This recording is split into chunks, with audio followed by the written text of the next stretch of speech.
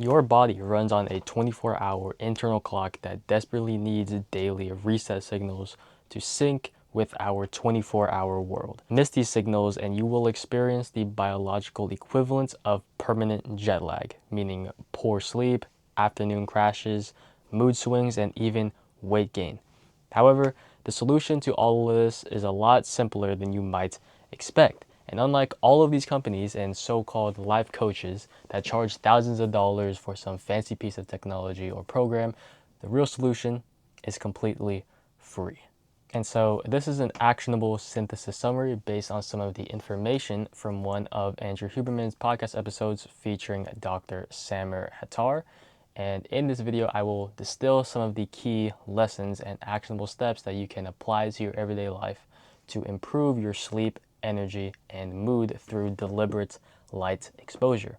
And just a quick disclaimer for this video, this is not an in-depth summary of the entire full-length podcast. I am just extracting a single lesson that I learned from this podcast and putting it into a simplistic video that you could digest a lot easier without having to listen to a 2-hour podcast. And so to jump straight into the summary, most people think sleep is just resting after feeling tired. But recent research reveals that sleep operates on a 3-level system. That is homeostatic drive, how long you've been awake, circadian rhythm, your internal timing system, and direct environmental effects, which is just a fancy way of saying how light and stress impact your overall health. And so a key thing to know here is that your eyes actually contain a specialized cell called melanopsin that detects light specifically for circadian purposes, which is completely separate from the eyesight that you are familiar with, meaning that it has nothing to do with your actual eyesight, which also means that blind people can have optimal circadian rhythms and that you can actually optimize yours regardless on how well you think your eyesight is.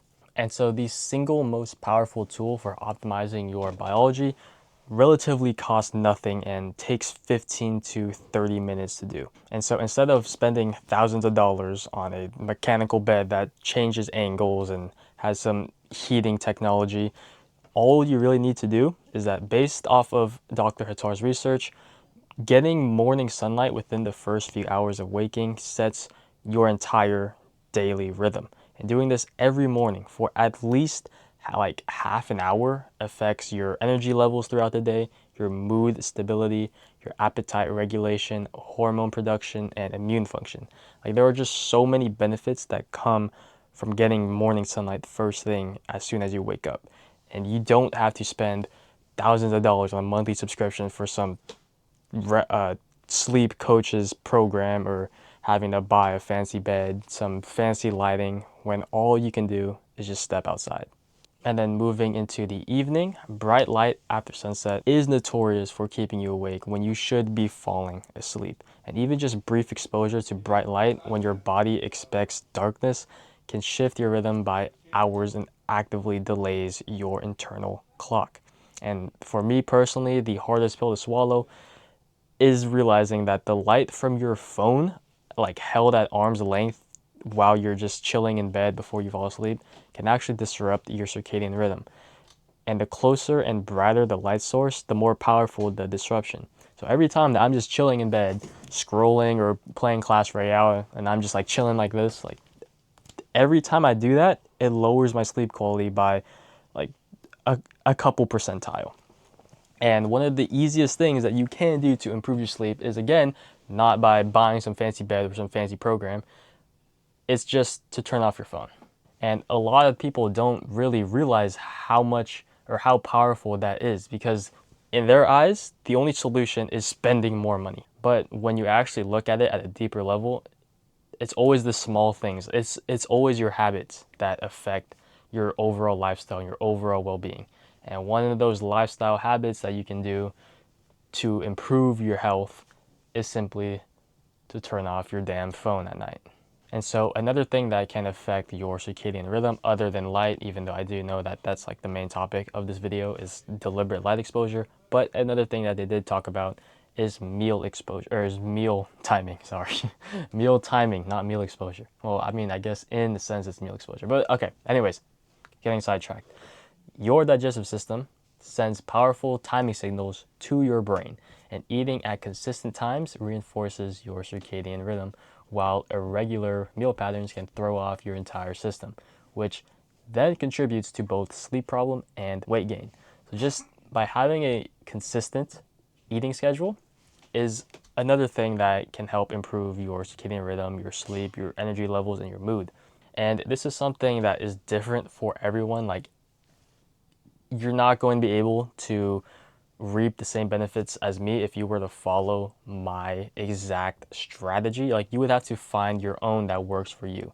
So just experiment with eating at different times. This could be eating 1 hour before bed, or 2 hours before bed, or even 3 hours before bed. Now, you have to figure out what works for you specifically so you could kind of create your own system or your own schedule, because everyone's body is different. Like what I was saying, how you can't follow mine, you're not going to be able to follow Huberman's, or you're not going to follow Justin Bieber. I don't know why. That's the first person that came to mind. Like, you're not going to be able to follow someone's exact schedule. You have to figure out what works for your personal life, because David Goggins could wake up at 3 a.m. And so because of that, he probably eats at an earlier time. He probably eats dinner at, let's just say, 5 p.m. Let's just make something up. 5 p.m. He goes to sleep at like 7, and then he wakes up at 3 to go on his runs that everyone associates him with. Obviously, this probably isn't true. I am just painting a picture. And so you are not going to be able to adhere to eating dinner at 5 p.m. every day and going to bed at 7 p.m. and waking up at 3 a.m. You have to figure out your own schedule. So say if you wake up at 9 a.m.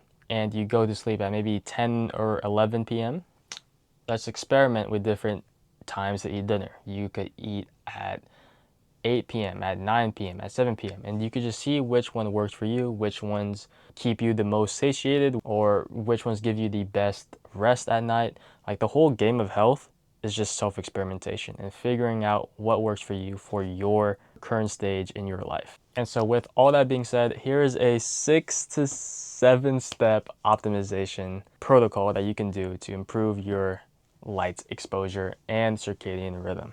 Step 1 is to just master morning light. Like what we were talking about earlier, just get outside within 2 hours of waking and stay for anywhere between 15 to 30 minutes.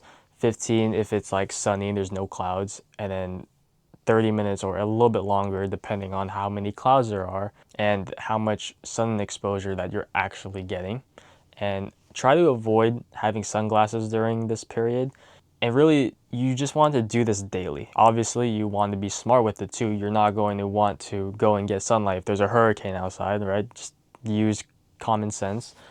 But relatively, you could just get your daily sunlight like pretty much any day. And by getting this sunlight exposure daily, it basically just tells your brain that the day has started.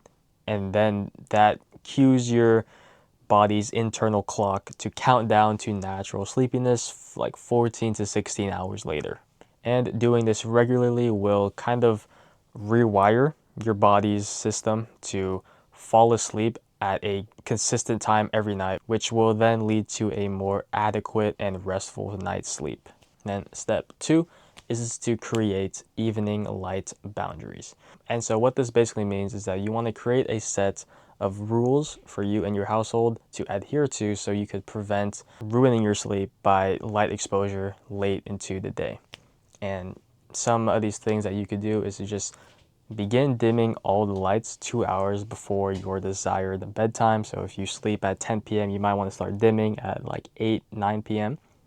And to also only use minimum light needed to see comfortably if you do need to do something. So if you're doing homework, just use like a nightstand. Don't use the overhead ceiling lights because those can be bright. Just use like a dim night lamp or nightstand lamp. Or if you have to use the bathroom, I mean, there's times when you do have to turn on the overhead, but if you do have a dimmer light, just use that. Really, the whole point here is to use the minimum amount of light needed. And so another thing that you can do is you just switch to using red lights at night. So what I do is I actually have these LEDs in my room, and at night I just switch them to red. And that kind of does help me avoid using bright lights at night, which, you know, helps me sleep better. I turn it back to blue for this video. And also another thing that you can do is to just hold your device a little bit farther from your face. So instead of doing it like this, like just imagine me lying down, instead of scrolling like this, you could scroll like this. But obviously just limiting phone usage at night is just a huge thing that you can do to improve your sleep. And also installing blackout curtains. This isn't like a real blackout curtain, but it does block out the sun. And really just adhering to these small yet powerful lifestyle changes helps protect your brain's natural melatonin production and prevents clock delays and overall resulting in better sleep. And so the third thing is meal windows, like what we were talking about earlier about the importance of meal times and the times that you eat. So for me personally, what I do is that I usually fast like maybe between 1 to 2 hours after waking before I actually eat breakfast. And that's just what I found to be the best for me, because then I don't feel super hungry later into the day just because I delayed the time that I eat breakfast. And I also stopped eating like around, I try to do 3 hours, but it's realistically like 1 to 2 hours before my intended bedtime. So if I go to sleep at 11, I'm not going to eat 10 and 9. And there is some research that supports the evidence that eating before bed can cause some gut disruptions. And really, this is all important just because regular meal timing reinforces circadian signals and aids in metabolism. Then step 4 is to optimize your environment. This also ties back to what we were talking about earlier with blackout curtains or limiting phone usage. But really the whole thing here is to just replace bright white evening bulbs with dimmable warm lights. So this is what I did in my room. We used to have these like fixed ceiling lights where they would only project like this super bright light, but we actually changed them to where you could dim them. They have like a slider now, so I'm not going to show it right now because I don't feel like getting up. But the lights have a dimmer setting, so at night we could use a dimmer light and not disrupt our circadian rhythm and disrupt our sleep. And some other things that I have been doing is positioning my workspace near windows for natural daytime light. Doing this really just helps your energy levels because you're getting natural sunlight into your eyes. And like what we were talking about earlier, that the reason why you want to get morning sunlight is because it helps with energy levels. So taking that concept and putting it in your workspace will help you be more focused in what you're working on. I have found that that has been the case, and I'm sure that you will too if you try it yourself. And the reason why you want to be so conscious about your environment is that you can't expect to get deep quality sleep if the environment that you're sleeping in is set up for the opposite. And having an environment that favors restful sleep instead of the opposite makes healthy light exposure that's optimal for sleep automatic rather than something that feels overwhelming and overcomplicated. And so moving on to step 5, which is to travel in a optimized way, which does sound weird and it does sound hard to adhere to, but there's actually some scientific advice and evidence that support why being intentful in your traveling can actually improve your circadian rhythm. And some advice that Huberman talks about is if you are traveling eastward, try to wake up 30 minutes earlier for 3 days before your flight. And then if you're traveling westward, go to bed 30 minutes after for 3 days before. And what this does is that it helps train your body to adopt the local time zone that you are traveling to a lot better. And once you actually arrive to your destination, immediately adopt the standard local light schedule. These small travel hacks will help prevent jet lag by gradually shifting your rhythm before you travel. And step 6, the last step, is to track and personalize. So just keep track of your sleep quality, your energy, and your mood daily. This is something that I've been doing in my journal, where I just, like, as soon as I wake up, I kind of rate like my sleep, how good I feel upon waking, and then to just adjust your timing based on your individual response. So like what I was saying earlier on how you have to kind of customize your sleep schedule to your personal life, You have to figure out what works best for your current situation in life. For example, if you're in school and you have morning classes, you will have to adjust your sleep schedule based on that class. But then once you actually graduate school and you have no more morning class, you could then change your sleep schedule a bit. And really just tracking your sleep times and optimizing your meal timing has been something that I've been taking more seriously recently. And in doing so, it has helped me discover my optimal schedule rather than trying to force myself into adopting someone else's that might not necessarily fit my current life situation. And so with all that being said, that concludes this summary of Andrew Huberman's podcast episode. Just a reminder that this is not all the information that was talked about in that episode. I do highly recommend that you do still watch the full-length podcast. This is just a more digestible way of listening to a 2-hour long podcast. So with that being said, check out my other summaries, check out my other socials, and check out my second channel where I actually vlog my entire life. So with that being said, I'll see you in the next one. Goodbye.